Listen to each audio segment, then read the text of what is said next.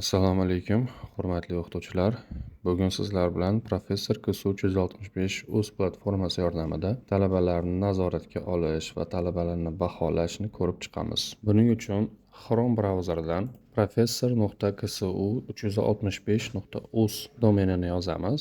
Professor uchun login va parol beriladi. Bu yerga o'zimizni login parollarimizni kiritamiz va kirish tugmani bosamiz. Professor KSU 365 platformasi ochiladi va asosiy oynamizda talabalarning soni ko'rinib turadi va biz bundan amaliyot bo'limiga kiramiz va bu yerda ko'rib turibmizki, talabalar, davomat nazorat va baholash bo'limlari mavjud. Bu yerdan talabalarni tanlaganimizda talabalar haqida to'liq ma'lumot va bizga biriktirilgan talabalar chiqadi.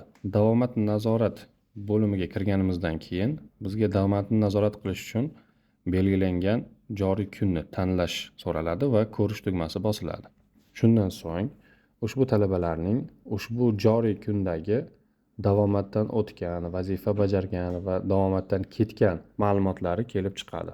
Baholash bo'limida talabaning ismi sharifi, biriktirilgan tashkilot nomi va u to'plagan balli va baholash tugmasi chiqadi. Talabani baholashimiz uchun belgilangan talaba qatoridagi baholash tugmasini bosamiz va bizga hisobot sanalari chiqadi. Bu yerda agar siz talabani birinchi yoki ikkinchi hisobotlarini baholagan bo'lsangiz, belgilangan ball ko'rinib turadi. Agar baholamagan bo'lsangiz, 0 dan 5 gacha baho ko'rsatib turiladi va quyida baholash tugmasi turadi. Siz talaba ma'lumotlarini to'liq tekshirib, undan so'ng istalgan baho raqamini bosasiz va baholash tugmasini bosasiz. Shundan so'ng siz uchun tasdiqlash tugmasi kelib chiqadi va tasdiqlashni bosganingizdan so'ng talaba hisoboti to'liq baholanadi.